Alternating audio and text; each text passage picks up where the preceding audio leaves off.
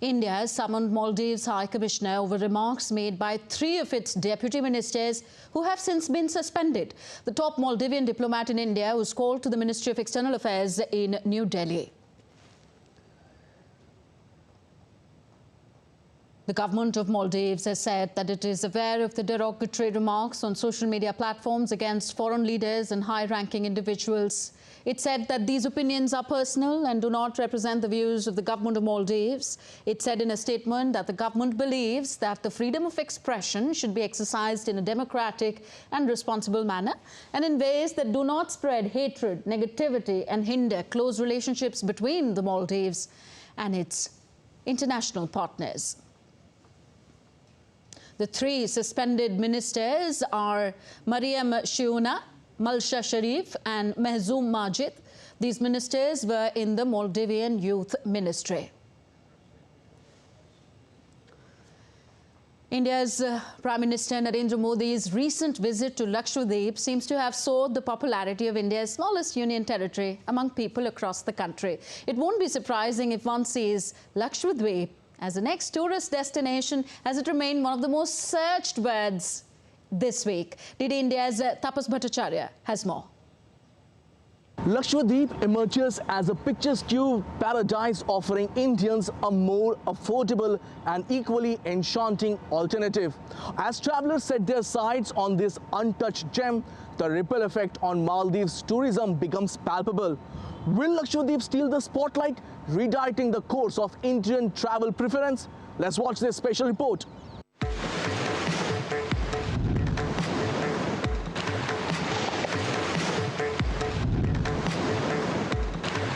In 2024, India's scenic Lakshadweep Islands have emerged as hidden gem thanks to a strategic move by Prime Minister Narendra Modi. His recent visit to Lakshadweep Islands showcased not just infrastructure development but also the breathtaking beauty of this untouched paradise. Prime Minister Modi's social media post featuring him snorkeling in crystal clear waters and relaxing on pristine beaches went viral, sparking a surge in Google searches about Lakshadweep. This newfound interest, with over 50,000 searches in a day, signals a potential tourism boon for Lakshadweep. The timing couldn't be more crucial.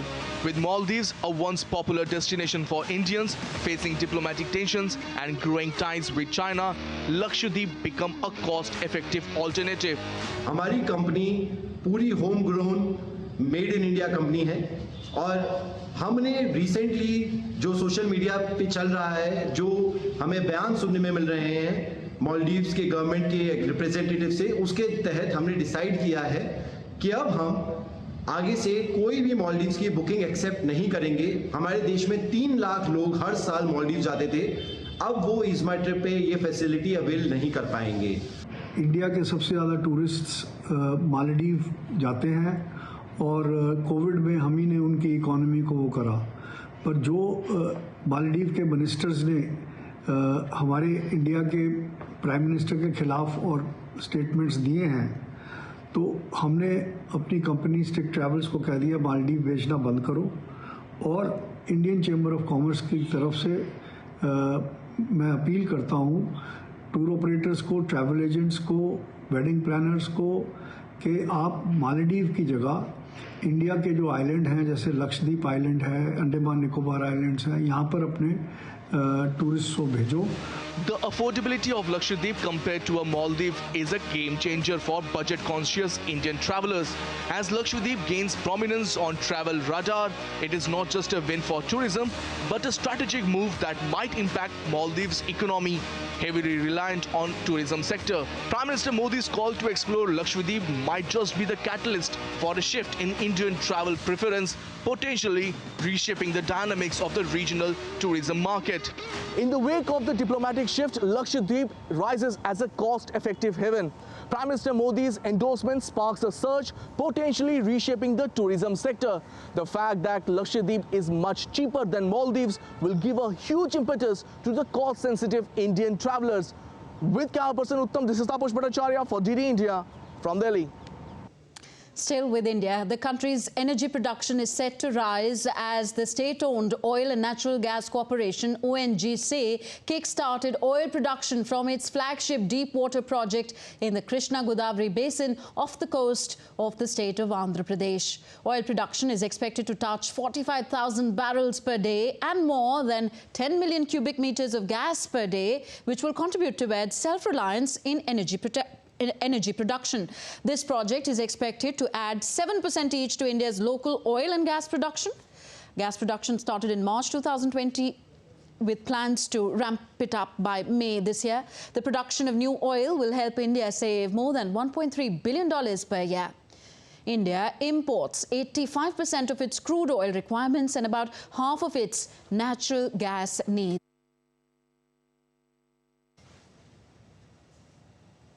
India's Petroleum and Natural Gas Minister Hardeep Singh Puri announced the first oil production from the complex and difficult deep-water KG-DWN 98/2 block. 30 kilometers off the coast of Kakinada in the Krishna-Godavari basin. I'm delighted to inform all my fellow countrymen that the first oil has been extracted yesterday. There is work started on this in 2016-17, then there were some delays on account of COVID, but I'm sure that out of the 26 wells there, 4 wells are already operational. We will not only have gas also in a very short period of time, but by May and June, we hope to be able to produce 45,000 barrels per day.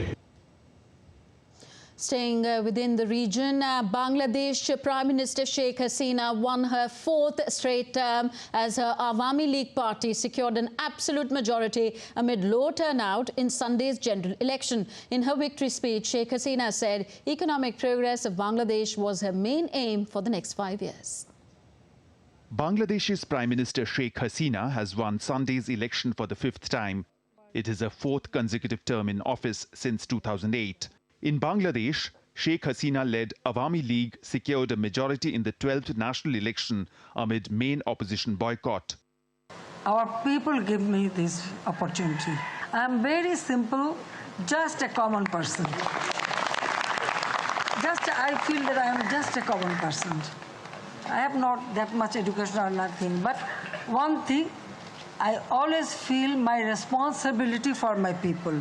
Daughter of Sheikh Mujibur Rahman, founding father of Bangladesh, who was killed in an army coup in 1975, Hasina first became Prime Minister in 1996. In her past 15 years in power, she has been credited with turning around the economy and the massive garments industry, while winning international praise for sheltering Rohingya Muslims fleeing persecution in neighboring Myanmar.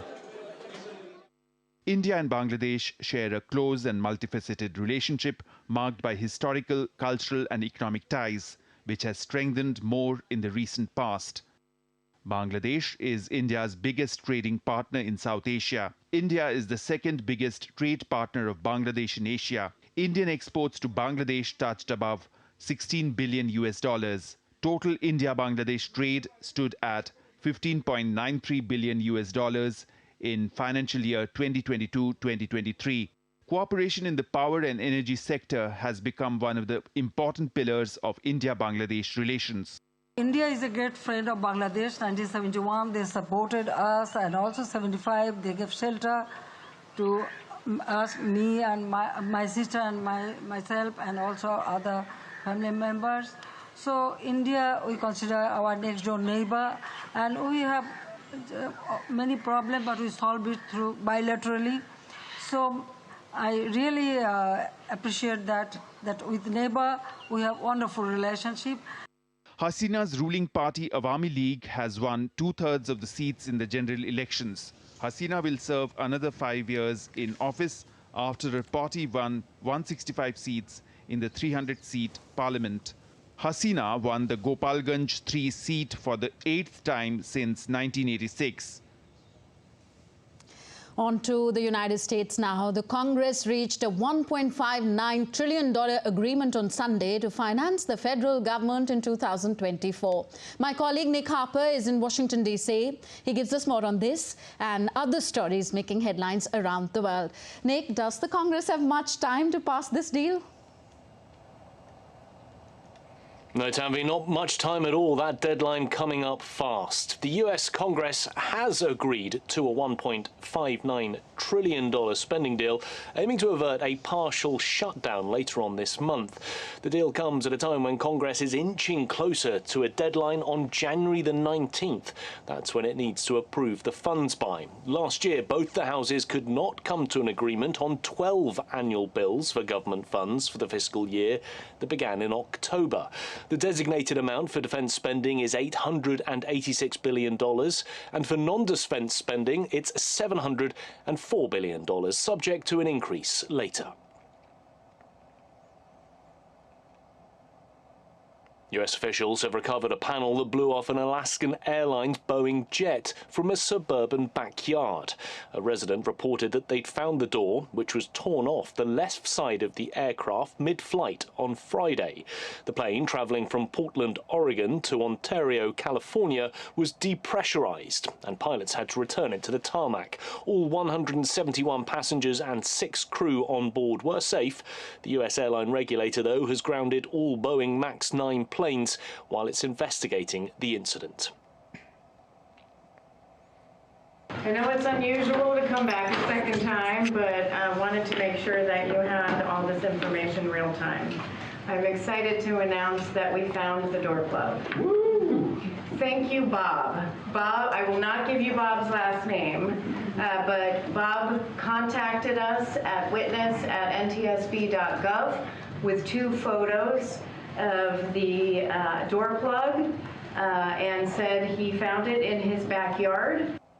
On to the Middle East now, and US Secretary of State Antony Blinken has held talks with UAE President Sheikh Mohammed bin Zayed Al Nahyan on Monday. It's part of efforts to prevent the Israel-Hamas conflict from escalating. Blinken is also scheduled to meet with Saudi Crown Prince Mohammed bin Salman before proceeding to Israel. This marks Blinken's 4th trip to the region since the conflict began, with Hamas attacking southern Israel on the 7th of October.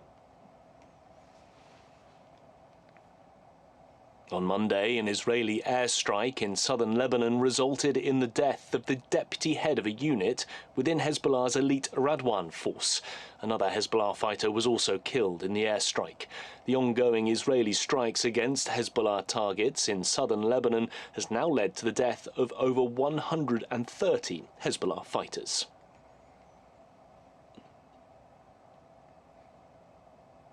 Israeli Defense Minister Yoav Gallant said the intensity of the offensive in Gaza signaled his country's determination to destroy the militant group Hamas that rules the enclave and deter other potential Iran-backed adversaries, including Hezbollah in Lebanon. He told the Wall Street Journal, "My basic view, we are fighting an axis, not a single enemy. Iran is building up military power around Israel in order to use it."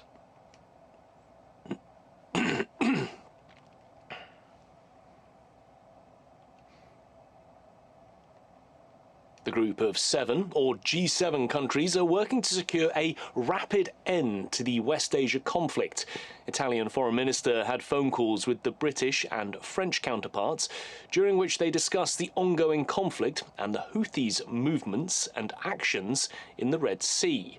The statement also said that this would help revive prospects of negotiating the difficult but unavoidable 2-state solution for Palestine.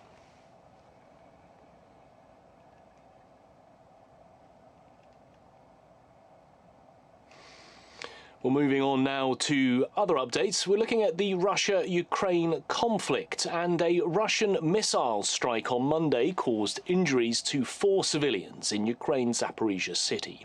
Out of the 5 missiles targeting the southeastern Ukrainian city, 1 struck close to a residential building, causing shattered windows. In recent weeks, both the conflicting nations have resumed regular airstrikes on each other. Well, we're going to return now to looking at the Middle East conflict, and we've got a chance now to go live to DD India's Trent Murray. He's in Tel Aviv to get the latest on this unfolding situation. Well, Trent, let's start by talking about Antony Blinken's trip, another diplomatic mission from him. What's his main aim during the course of this visit? Yeah, that's right, Nick. The kind of shuttle diplomacy that we're seeing from America's top diplomat continues as he visits this region for the 4th time since those October 7th attacks. We know he's been speaking to really many of the region's big players, including the United Arab Emirates, Qatar, Turkey, and he's just landed in the past few minutes in Saudi Arabia. And certainly the readouts that we are getting from the respective governments that he's been speaking to is that they are putting pressure on him to put pressure on Israel to announce a ceasefire, given it has now been 3 months of war within that strip there. And that is a message that he will undoubtedly bring to Israel when he touches down here later this evening. But certainly there is no sign from the Israeli perspective that they are about to announce any sort of end to the hostilities soon. We've seen continued fighting there in the past 24 hours. The IDF saying it struck 30 separate targets that were housing Hamas militants. But we know while that fighting takes place, Washington, the UN, the EU and others are growing increasingly concerned about the escalating humanitarian crisis. The Hamas-run health ministry is now saying close to 23,000 Palestinian civilians have been killed. And Trent, let's just look at the killing of that Hezbollah commander. Tensions still high on the Lebanon-Israel border. Is this likely to cause problems spreading the conflict throughout the wider territory? Well, I think many diplomats in this region will be concerned that it does. Wassim Tawil is the name that we've been given from Lebanese media sources as this senior Hezbollah commander that was killed in what they say was in an Israeli airstrike on his car early on Monday. Now, just to put this in context, the situation on that northern border, as you say, has remained tense really for months now as Hezbollah continues to fire rockets into Israel and the IDF responds with its own shelling in airstrikes from the air. What we know, of course, is that there was an airstrike last week in Beirut targeting the Hamas deputy leader, Salah Aruri. Now, Hezbollah, which is an ally of Hamas, had already vowed a response to that. Tensions were escalated from that particular incident, but what makes this different today is that this appears to be a strike on one of Hezbollah's own, and for that reason one would imagine that those troops currently stationed up on the north of the Israeli border, already in their highest state of readiness, well, they will very likely be waiting and watching very closely to see if Hezbollah will respond to this hit. Thanks, Trent. That was Trent Murray joining us live from Tel Aviv. Well, now let's take a look at the 81st Golden Globe Awards, which took place on Sunday evening, a celebration of the best in TV and film. The 81st Golden Globe Awards honored the best of television and film on Sunday in California's Beverly Hills. The star-studded ceremony brought celebrities together for the first time after 6 months of strikes by actors and writers in 2023. In television, HBO's Succession won 4 Golden Globes, including Best Drama Series. This is really heavy. Thank you, Jesse, for casting me in this, and Francine for putting me in front of Jesse. And this show is, it's changed my life. Netflix's Beef also made waves, winning Best Limited Series as well as Best Male and Female Performances for Stephen Yeun and Ali Wong. The Bear won the Best Comedy Series, while star Jeremy Allen White won Best Performance by a Male Actor in a Musical or Comedy category. In movies, Oppenheimer swept major categories including Best Motion Picture Drama. Christopher Nolan bagged Best Director for the film, while Cillian Murphy and Robert Downey Jr. won Best Actor and Best Supporting Actor, respectively. I can only accept this on behalf of people. As directors, we bring people together and we try and get them to give of their best. And Robert, Cillian, my partner in crime of 20 years, Matt, wherever you went, and Florence and Emily, just the incredible work of our amazing crew. Emma Stone was named Best Actress in a Motion Picture, Comedy or Musical for her performance in gothic comedy Poor Things. The honors for 81st Golden Globes was selected by a new group of 300 entertainment journalists from around the world, a move that followed heavy criticism around the voting panel's diversity and ethics. The Hollywood's annual award season will culminate with the Oscars on March 10, 2024. Akriti Bhandari for DD India. Well, that's it from me here in Washington. Tanvi, throwing it back to you in the studio. Thank you very much, Nick. Nick Harper joining us from Washington, D.C. You're watching DD India Global, still to come on the show. Pakistan scraps lifetime bans on convicts from contesting elections, paving way for former Prime Minister Nawaz Sharif. And India's Goa hosts the second edition of International Purple Fest 2024. The first of its kind, inclusive festival, celebrates the talent of persons with disabilities.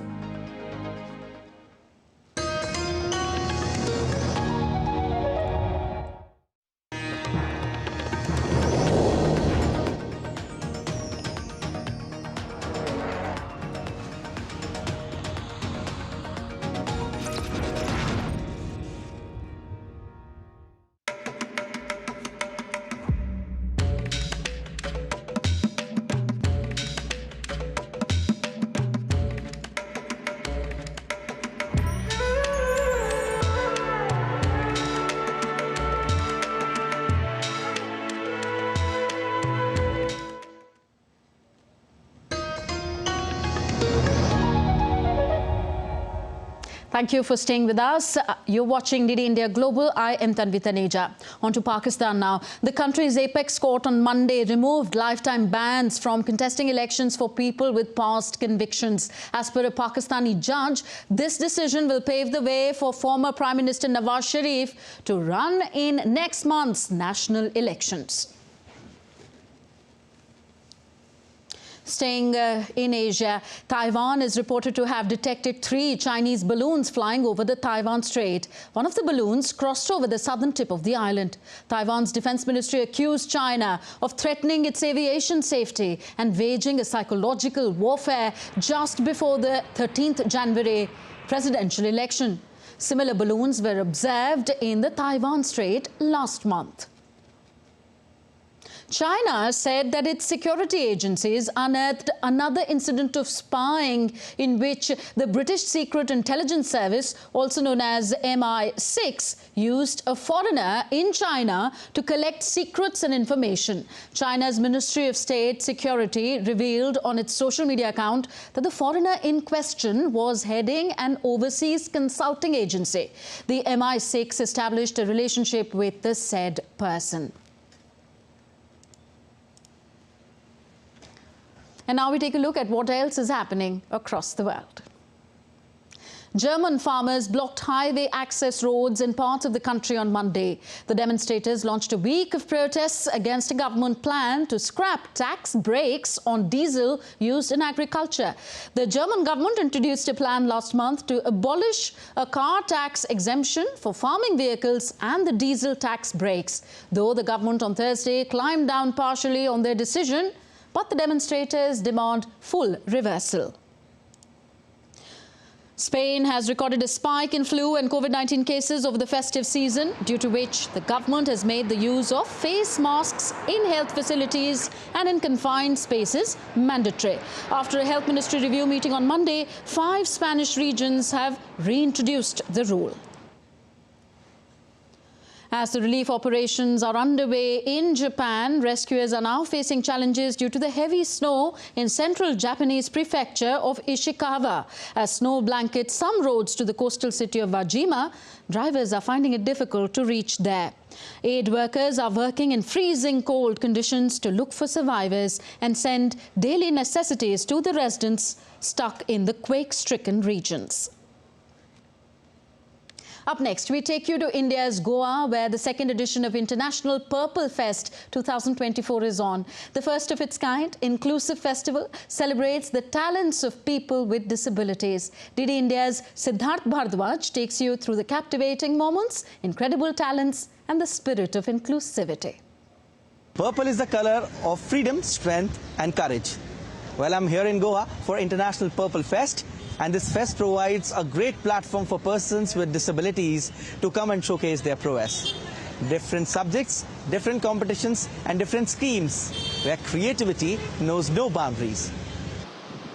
Today marks the grand opening of a groundbreaking event, a festival that's not just about celebration, but a movement towards inclusion and unity.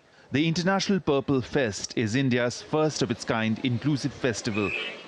Purple Fest last year, it was the first initiative done by Goa state government along with the central government. But it has showcased a very intelligent way of helping the people with different disabilities. So this year it has taken a bigger step. It's more bigger. And I have come here to promote organ donation. The festival has transformed Goa into a vibrant tapestry of colors, sounds and most importantly, diversity. The festival grounds have witnessed an outpouring of positive energy with people from all walks of life coming together to share in the joy of inclusivity. We are part of the National Center for Assistive Health Technologies at IIT Madras. We are one of the partners and exhibitors at Purple Fest. We design and develop assistive technologies. We also have an experience center where users can come and experience the potential of assistive technologies at IIT Madras. As you are aware that various stakeholders are coming here and demonstrating the work they are doing for the empowerment of persons with disabilities. Similarly, Union Bank of India, we are there as a partner, and we are demonstrating the inclusive and accessible banking services that we are showcasing for persons with disabilities. The crowd is not just here to witness, they are here to be a part of history, to contribute to a movement that aims to redefine societal perceptions. Well, it's just the beginning of this dynamic festival, and a lot more is yet to come. Remember, this is not just a festival, but a celebration of boundless possibilities. With camera person Shubham Sharma, this is Siddharth Bhardwaj reporting for DD India in Goa. So that's all in this edition of DD India Global. Do let us know your thoughts on the news of the day. You can connect with us on Facebook, X, formerly Twitter, and Instagram at DD India Live. You can also find us online at ddindia.co.in. We will be back with more news as it breaks here on DD India. I am Tanvi Taneja from my entire team in New Delhi. Thank you for watching. Namaskar.